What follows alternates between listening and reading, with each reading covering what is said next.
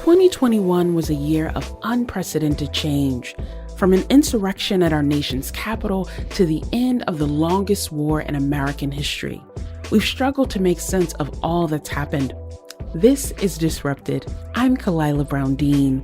This week, we're joined by three political experts. They'll help us sift through the events of the last year and look ahead to 2022. Brian O'Donovan is the outgoing Washington correspondent for Ireland's public radio service, RTE. Dr. Duchess Harris is professor of American Studies at Macalester College. And Kaylee Rogers is a technology and politics reporter at 538. COVID-19 remained a powerful force throughout 2021.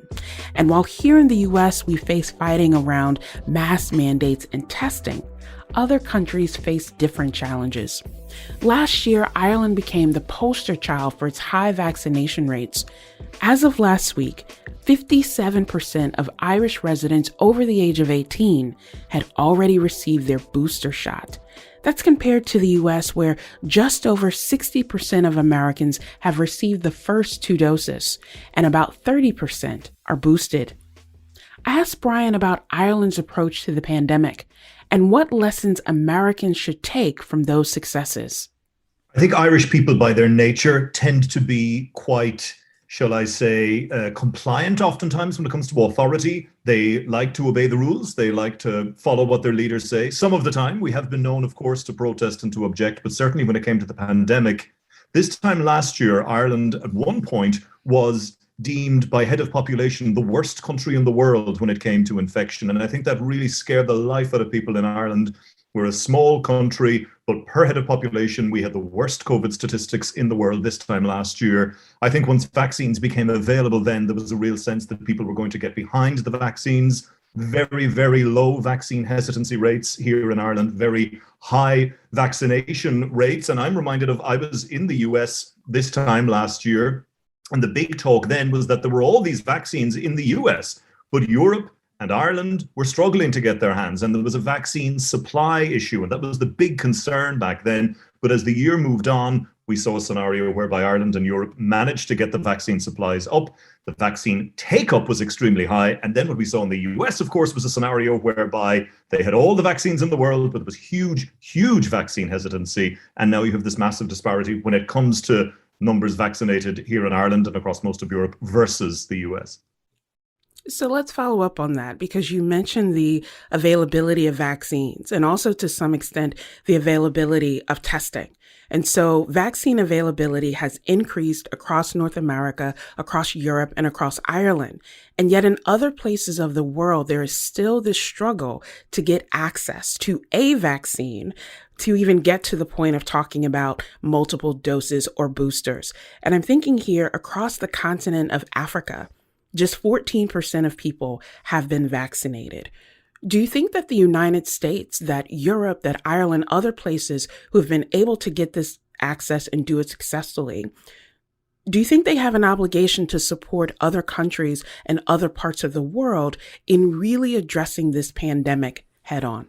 Absolutely. And I think the Omicron variant was the stark reminder that if you leave parts of the world unvaccinated, that's where the variants will develop, that's where the mutations will form, and the problem will start all over again. Now, I suppose one needs to be careful on one level, using Omicron as the example. Fingers crossed, right now it looks like, while extremely contagious, it is not as serious, but we don't know that yet. I know all the data isn't in yet, but it's still a stark reminder that if you leave parts of the world unvaccinated, that's where these problems will arise. And that is where you see the Israelis, for example, talking now about the fourth dose, where you have the boosters being rolled out across Europe, here in Ireland, and of course in the US.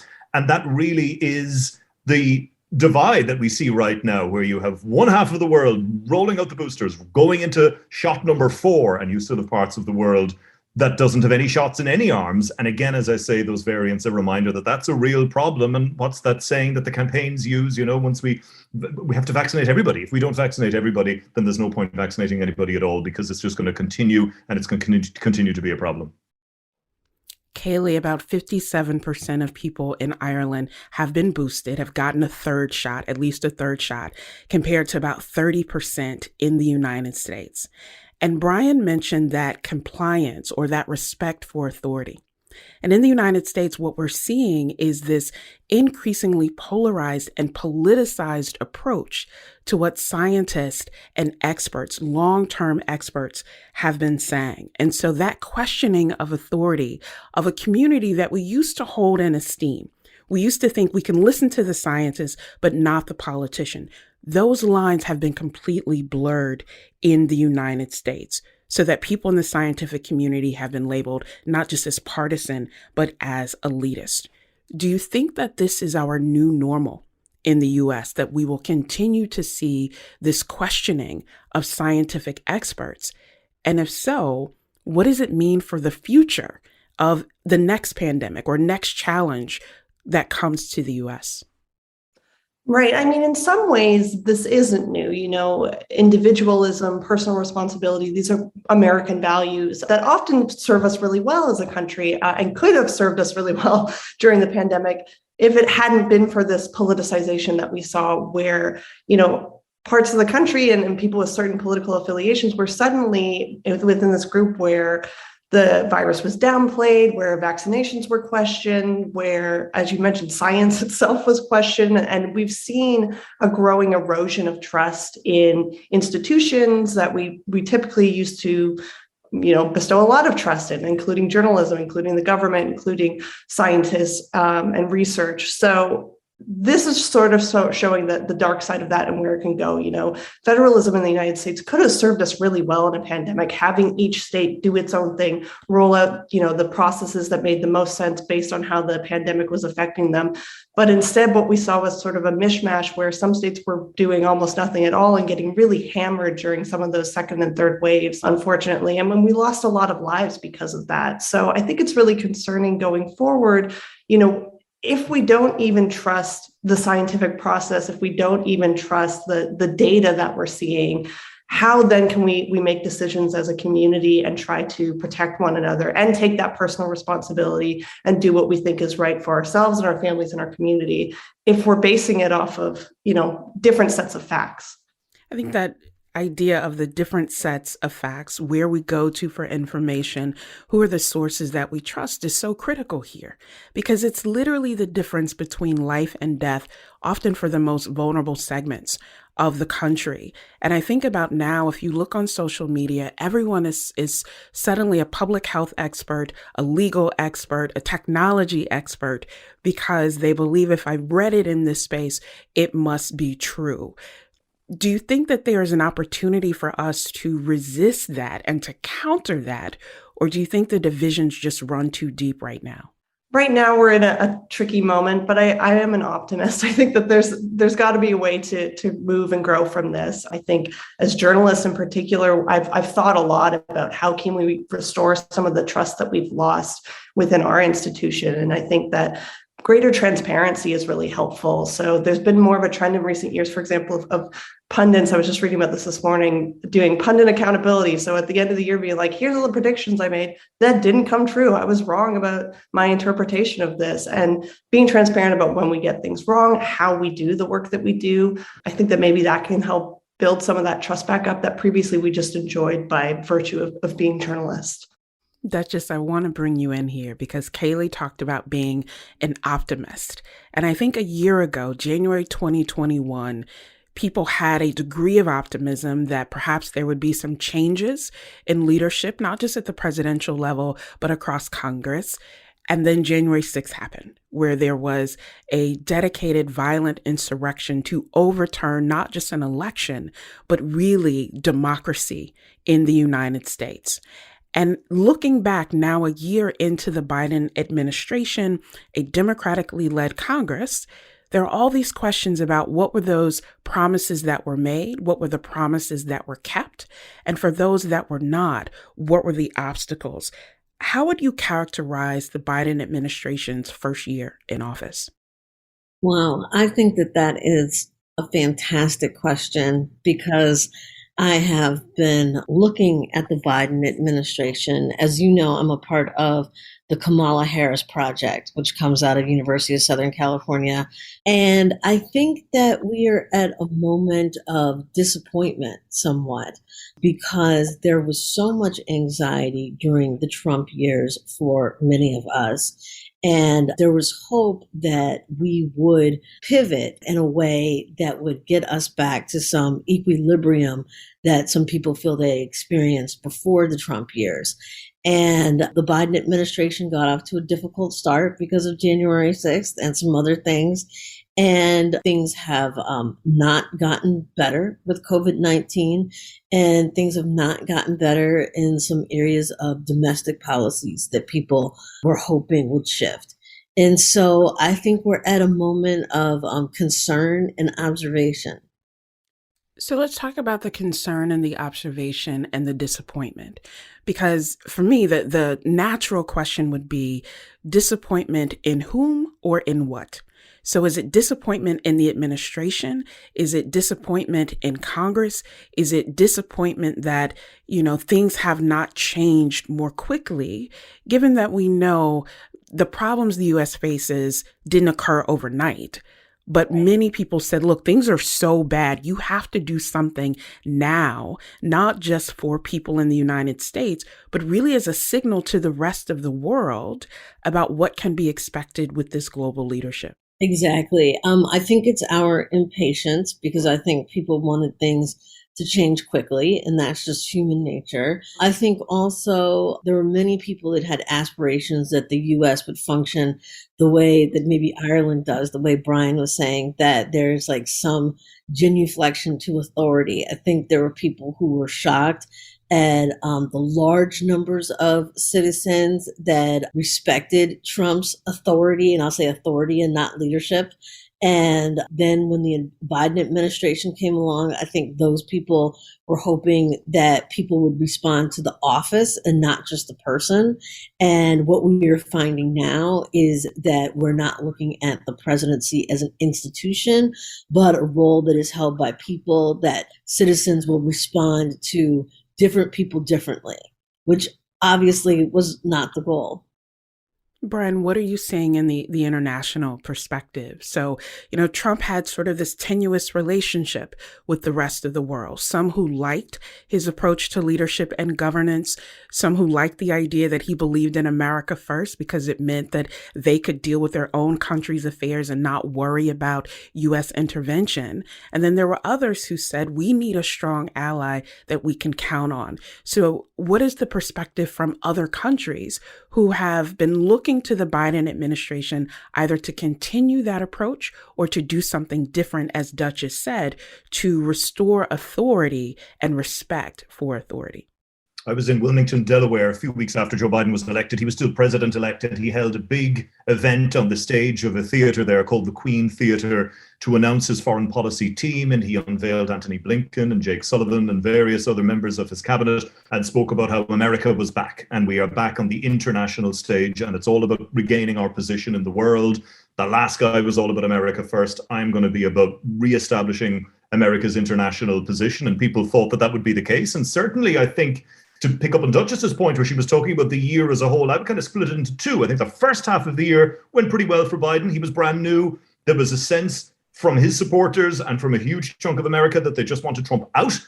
They wanted someone else in. They got the someone else. They got Joe Biden. Everybody gave him the benefit of the doubt at the start, and things went well, I think, for him in those first few months. Undid a lot of the unpopular policies, particularly on the international front. If you look at the Iran nuclear deal, Paris Climate Accord, did the things he said he was going to do, undid some of those unpopular measures from the Trump administration.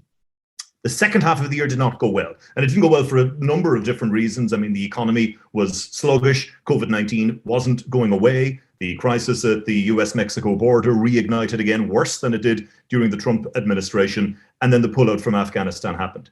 And for me, I think that was the moment that for a lot of people, it upended the view that Joe Biden was supposed to be the foreign policy president. He was supposed to be the president that got international affairs, that understood allies, that understood foes, that understood how the world worked. He's years a senator. years a vice president. He was supposed to understand these things. But what we saw with the pullout from Afghanistan was this disastrous withdrawal. We saw the Taliban regain control in a matter of days, the whole thing falling apart, and people scratching their heads and wondering, after 20 years, after America's longest war, how could the pullout have been the way it was? And the other thing I think it upended in people's minds was that Joe Biden was meant to be the president of empathy, that he understood human suffering and emotion, and that he could appeal to people on that level.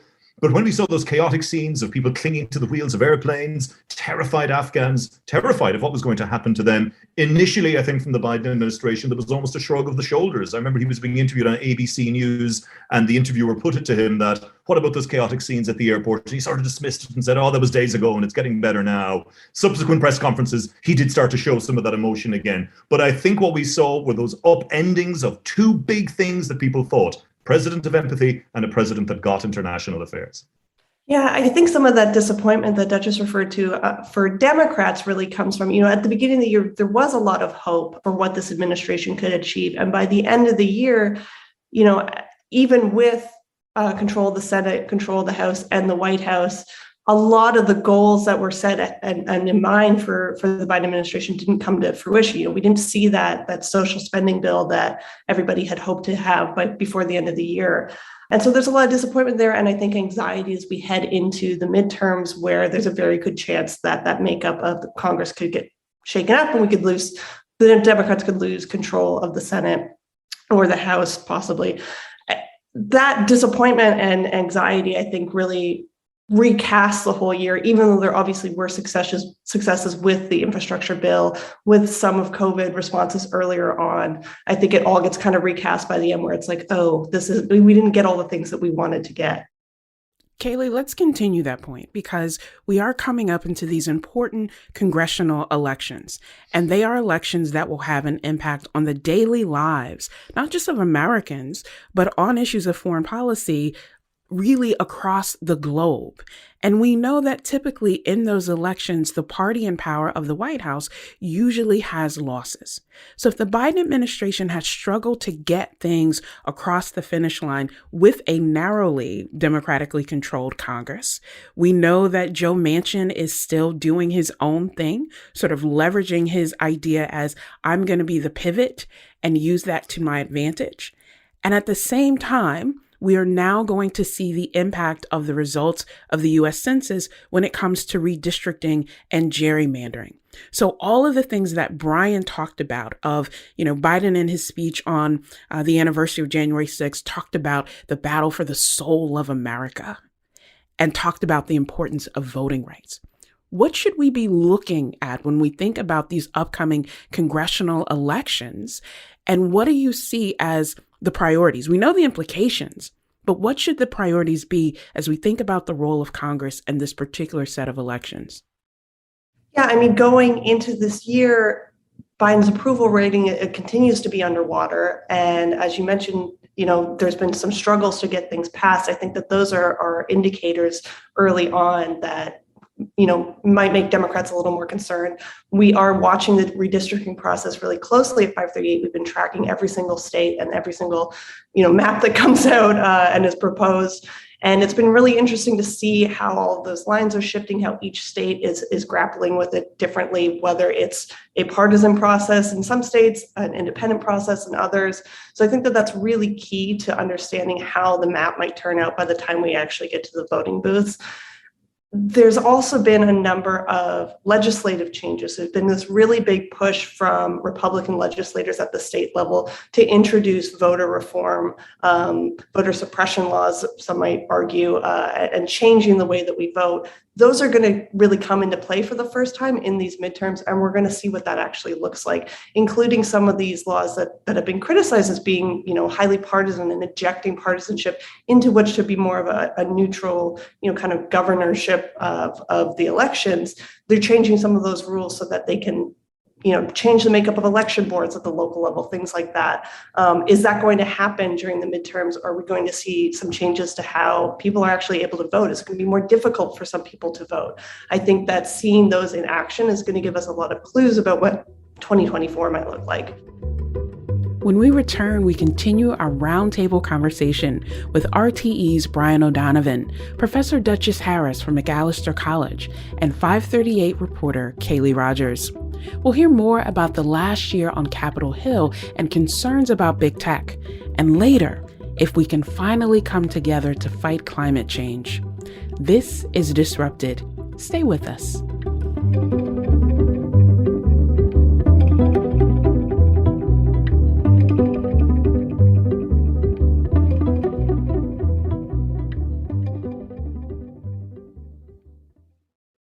Welcome back to Disrupted. I'm Kalila Brown-Dean.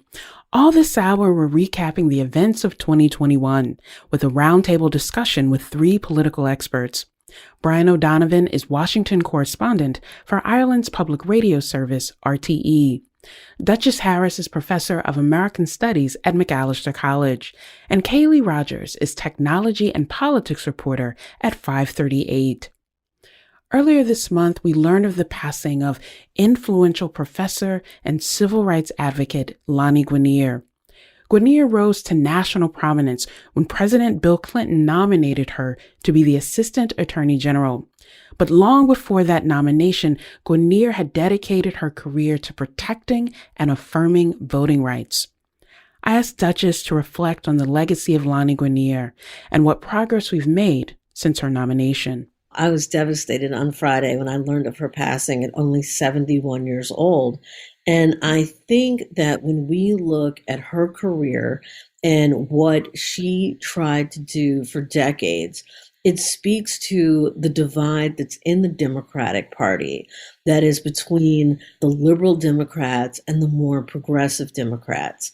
And I think that it's important for us to look at this issue of gerrymandering and realize that it doesn't just get pushed back from the Republican Party, but the infighting within the Democrats is partly why we are where we are. Because when she was trying to be seated as Assistant Attorney General for Civil Rights, the accusation, of course, was that she wanted quotas, and she didn't want quotas, right? She wanted us to look at the situation that we are still in now, that Kaylee can even help us understand if we're any better off than we were in 1993. And that leaves us with all these dilemmas about who will have control in Congress and who will have opportunities to vote and how we're going to have participatory democracy, particularly for impoverished people of color who are marginalized from voting and getting representation. I want to bring in Kaylee and Brian because what Duchess is talking about is the importance of structure. And how structure shapes the choices that we have or the choices that we think we have, but also the opportunities that people have to influence those choices. And one of the things that we're seeing quite a bit in the U.S. right now, particularly with the congressional consideration, is how big tech companies are being scrutinized right now. So that executives from Facebook or Meta and Twitter and all of these other companies had to come before these congressional subcommittees. We've seen the Biden administration nominate antitrust activists like Lina Khan to the Federal Trade Commission. And it seems to signal that there is this effort to change the institutions and the structures to in turn force more competition in the market. Kaylee, let me start with you. How did we get to this point where in the panoply of all the things that are being considered that Duchess mentioned, that Brian talked about the impact on the world stage, how did we get to this point where this is the focus for Congress? And given that we are in this key election year, what that may signal to constituents who are looking to their legislators? I mean, as far as big tech, they've played a really important role in some of the grander issues that have led to this point, as far as facilitating the spread of disinformation around the COVID-19 pandemic, around the vaccine, around the election and the big lie. Big tech has played an integral role in that, and they've obviously, made some efforts to mitigate that. But at the end of the day, these are for-profit companies that are trying to maximize their bottom line, which is their prerogative. And we've seen so many hearings, where they kind of dragoon Mark Zuckerberg in front of a commission, and he regurgitates the same lines he always says. At the end of the day, I don't think we're going to get some answer out of him that's going to unlock it all. If Congress is serious, they might want to consider some legislation. There's been proposals from experts who very closely understand these issues and study them. They are willing to work with Congress to come up with ideas for regulation that makes sense. Part of the issue is that, as old as the internet is, this is still in many ways kind of a new frontier as far as regulation goes. We don't, it doesn't closely mirror other kinds of industries that we have. So we do have to approach it from a fresh perspective. But there's a gap, I think, in a lot of understanding of what's already in place, how that functions, and what could be changed. I've heard people suggesting just completely scratching Section 230 of the Communications Act. That would be a terrible idea for example, newspapers online that have comment sections. Suddenly they would be liable for people saying, offensive or ridiculous or untrue things in their comment section, for example. So that's not really a solution. There are other options here. It's so hard for me to imagine them taking this seriously enough that it is a priority, though I think it should be, when we have inflation out of control, when we have a pandemic that's still very much raging in this country. Big tech has an important role to play in all of those, but I don't know that it's going to remain like a top priority until we get some progress on some other issues. Brian, what would you see as the international perspective on this? Are other countries as concerned about, these global behemoths that can really have their thumbprint on what happens, not just politically, but economically and socially? And would you say that other countries see this connection that Kaylee mentioned between these are, profit creating entities that we shouldn't paint with these broad strokes because of all of those other implications?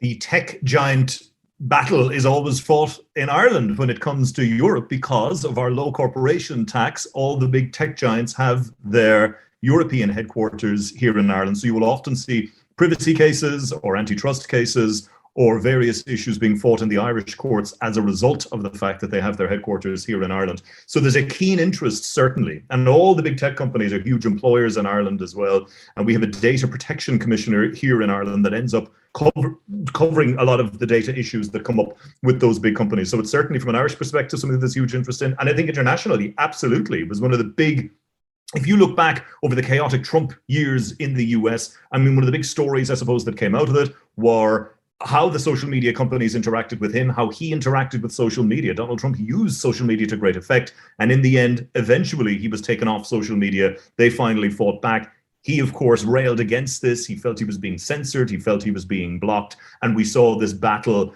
being waged between the two. Kaylee mentioned earlier, of course, misinformation to do with COVID, the pandemic, all of that. Of course, in recent years, we have also seen the strength and the power of social media. And I'm reminded of the Black Lives Matter protest movement of 2020, the terrible, awful murder of George Floyd, captured by a young girl, and, social media being used to great effect there, where we saw things that happened before in the shadows and in the dark being exposed in the ways that they should be. But certainly that scrutiny, although Donald Trump has moved on, has not moved on. And the scrutiny is still there. And the Facebook whistleblower who testified on Capitol Hill also testified before European and British parliaments and spoke about the concerns at the company there.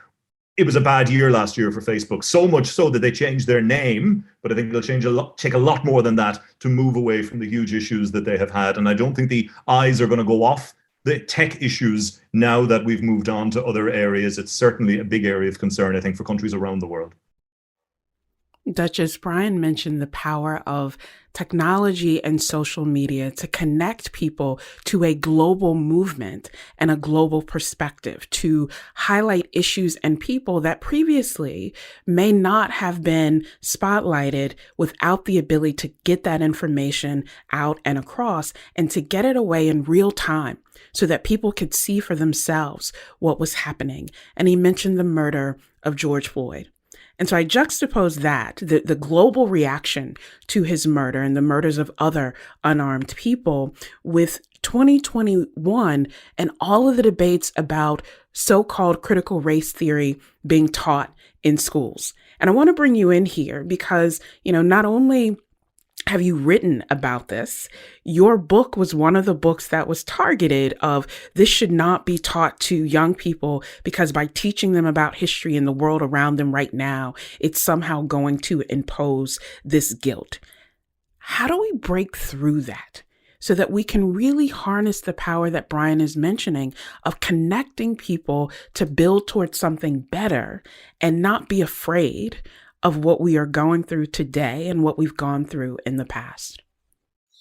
I mean, that seems to be the question of the moment, because after George Floyd was killed, I, of course, live in the city where he was killed. I was brought in to write books for 4th to 8th graders and 6th to 12th graders about the killing of George Floyd, but also about police violence in America.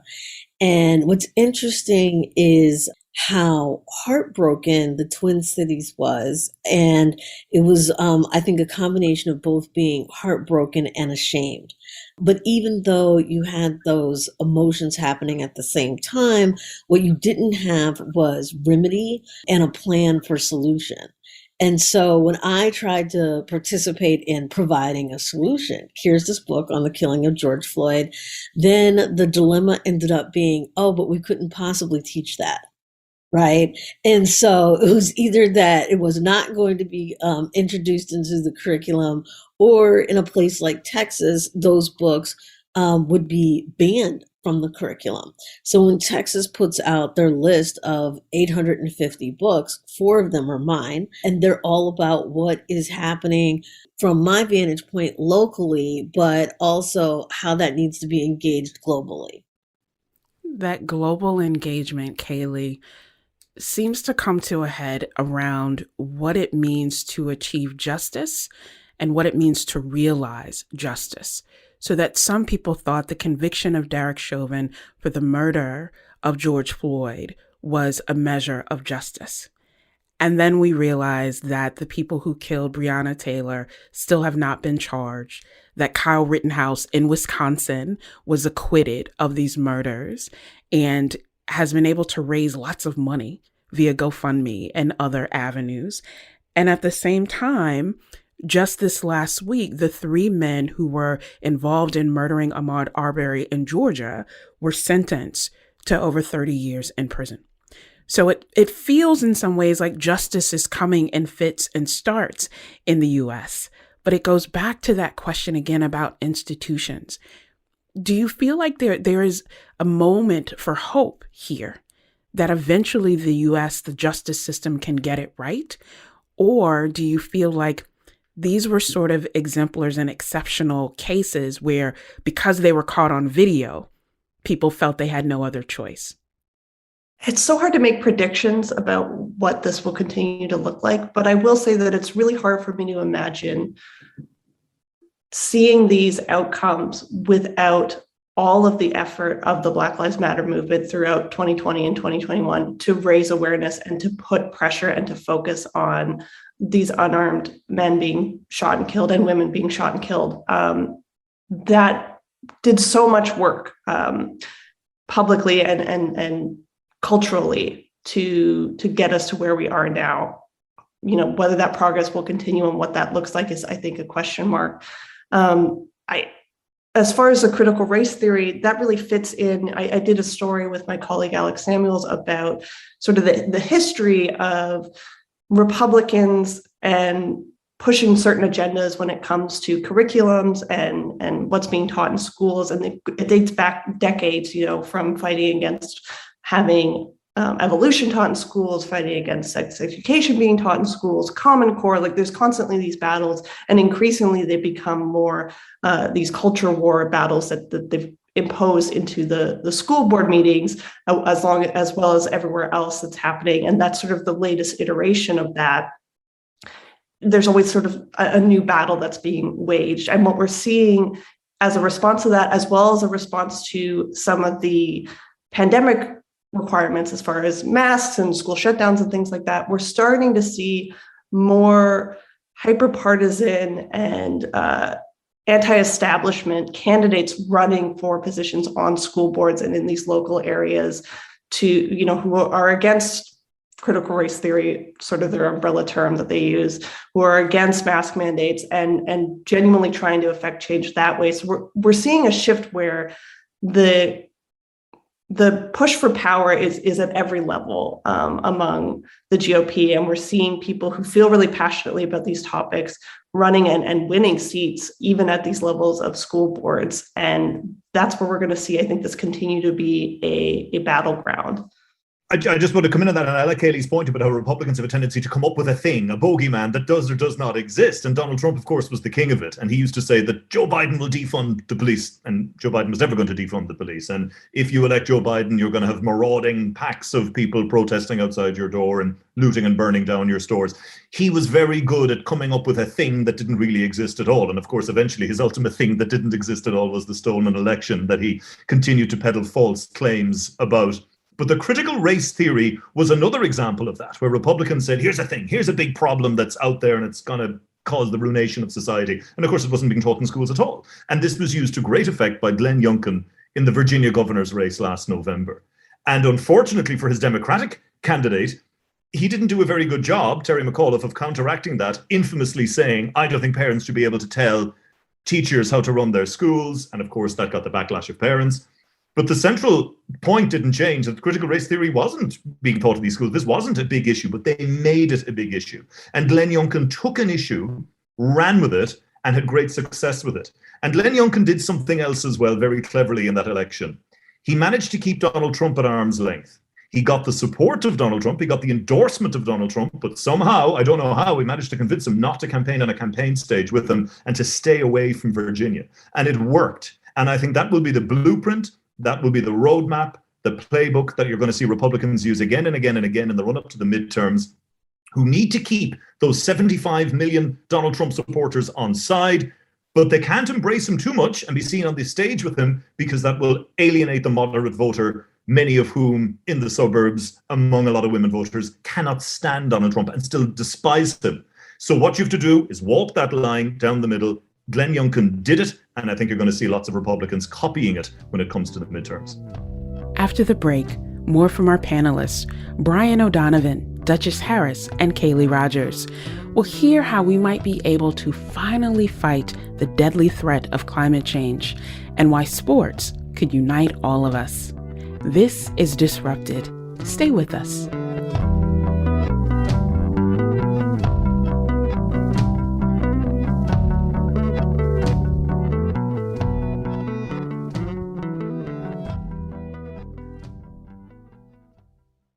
Welcome back to Disrupted. I'm Kalila Brown-Dean.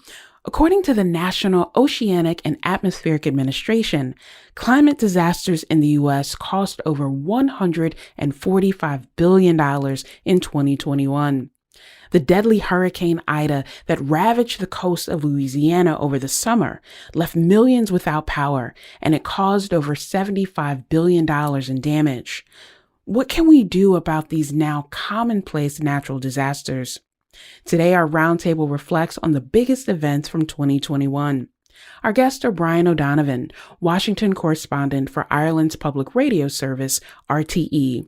Duchess Harris is professor of American Studies at Macalester College, and Kaylee Rogers is the technology and politics reporter at 538. I asked Brian if these devastating natural events could finally motivate the U.S. to move past our political differences and fight climate change together.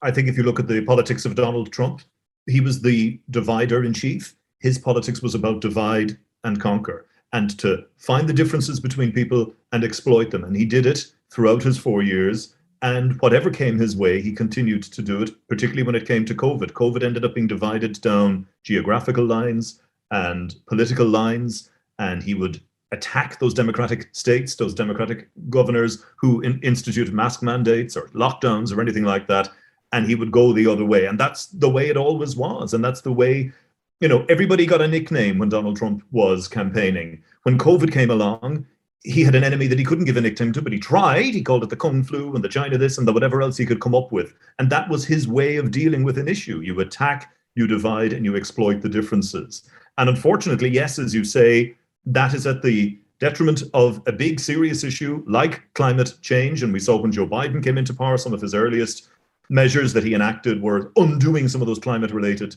things that Donald Trump had initiated during his presidency. But then you could say that Joe Biden's year ended with the COP climate conference in Glasgow, and that left huge disappointment across the world that more wasn't agreed to and that higher targets weren't achieved.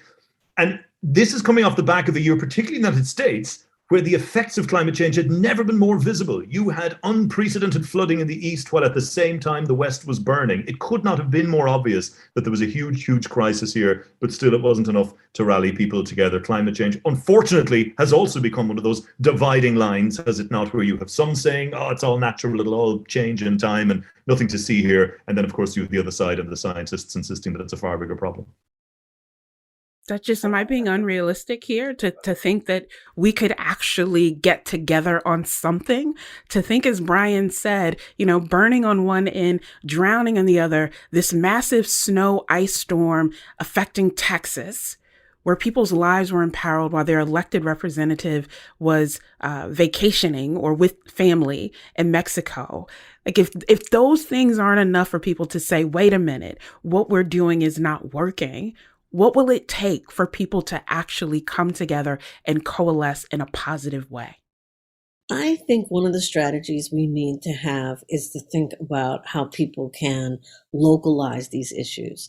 So when I think about climate change, I think about communities of color back in the late 90s that were saying that environmentalism wasn't about them, and how the environmental movement was a mostly white movement, and how that had to be reframed with notions of environmental racism and environmental justice. And so I think that, for people to get in different communities to talk about climate change in a way that resonates with them is one way for different people to get together to fight this fight. But I think some of it connects to what Kaylee was saying, is that we used to believe, the scientists, one of the issues that we have is that so many people don't think that climate change is an issue. They think it's made up. It's like what Brian's saying. It's like they think that this is just another boogeyman, that, climate change isn't real, and critical race theory is going to destroy our third graders. Kaylee, I think I may have cut you off. Please weigh in. Yeah, no, I'm sorry. This is where I'm not an optimist. The global response to the pandemic really eroded some of my faith that we could do anything about climate change, because it is a global issue. And the way that, for example, with vaccines, wealthy countries jumping the line, hoarding these vaccines, making sure that their population got it first. And look, I'm very grateful that, my 93-year-old grandmother-in-law got her shot very early, but the reality is that we maybe could have done that in a different way, where the areas that were most impacted, regardless of how much money that particular nation or region had, were getting vaccines first and rolling it out that way. And instead, the wealthy nations got them first, hoarded them, and in many cases, half their population didn't even want them and rejected them. That's really alarming to me, because tackling climate change is not going to be only about how is this impacting us? What can we do to protect our interests? We have to look at it as a global issue, or it's never going to be even close to solved. And again, seeing like what happened at COP and how disappointing sort of the outcome of that was, it's tough to see a lot of hope there. I think that Duchess's point about localizing the approach is maybe the best way, because if we can start from the ground up, maybe we'll get there. So we're talking about localizing our approach. We're talking about our global connections and the interconnections that really bind us together. And as we, sort of move toward the close of our time together, I'm thinking here that we're approaching the 2022 Olympics. And how growing up as a kid, I always look forward to the Olympics because I felt like I learned so much about other countries and those commonalities across countries and across perspectives. And as we see this sort of increasingly divisive, hostile space, there emerges this question of, whether it even makes sense to hold these games, and how some countries are pulling out their teams because of these kinds of debates that really mean something in the long term beyond athletes and beyond their participation on the global stage. And one of the things that I'm thinking here is about the role of mental health, of athletes from various countries saying, I am not well, and I am not going to compete just because the expectation is there. So for any of you, do you feel like the Olympics may be a way to reaffirm that common humanity and bring us together? Or do you see it as a distraction from some of the really important issues that all of you have talked about, whether it's the global threat of climate change, the global threat of division, and sort of the global threats of the COVID-19 pandemic that in and of itself has changed the nature of the game? So anyone want to weigh in? Well, I'd just say sport is the great unifier, I think. And it's always remarkable to see countries coming together and communities coming together to support their favorite sports star. And we see it all the time. And I think there is great strength in that. And there is great optimism and there is great hope. And, sometimes maybe it is a distraction, but maybe sometimes we need the distraction, whether it's COVID, whether it's political fighting. Sometimes it is good to have a sport that you can cheer on your team. But I am minded right now of a big sports story that's in the headlines, certainly here in Europe. I'm sure it's making the headlines there in the US, and it's the tennis star Novak Djokovic and the big row there about the vaccines. And there we see this combination of sport meeting politics, where it's politically expedient and popular, I think, for the political leaders in Australia to treat him in a certain way that, of course, his opponents, or rather his supporters and his families, would say he's being very mistreated. So there, I think we see a good combination of a big story like COVID-19 mixing into the world of sport. And we've seen that time and time again throughout the pandemic, be it stadiums that have no supporters in them, or people testing positive, games being cancelled and events being cancelled. And we've seen it time and time again, this combination, this meeting of sport and the big global issues that are going on at the time. I mean, I love the meeting of sport and mental health, as you had said previously. And I had a colleague that couldn't figure out what professional move she wanted to make. And I said to her, be Simone Biles and step back.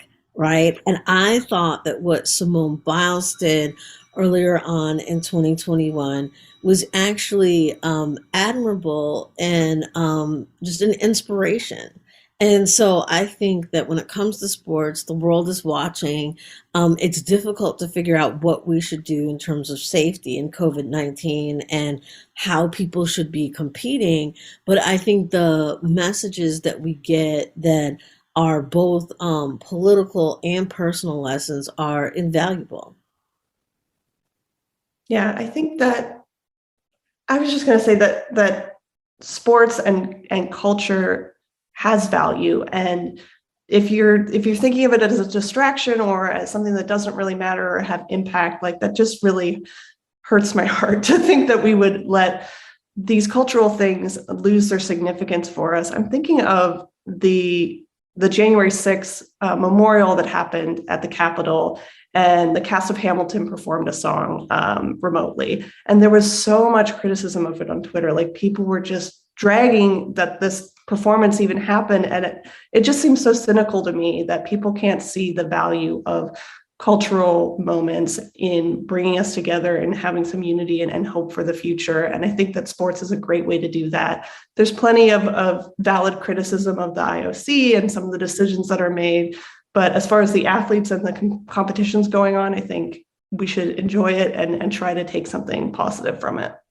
Kaylee Rogers is the technology and politics reporter for 538.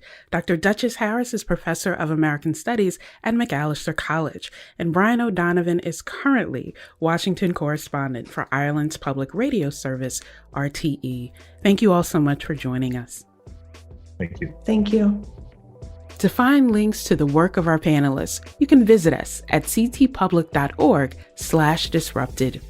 Disrupted is produced by James Szkobel-Wolff, Zshekinah Collier, and Catie Talarski. I'm Kalila Brown-Dean. Thanks for listening.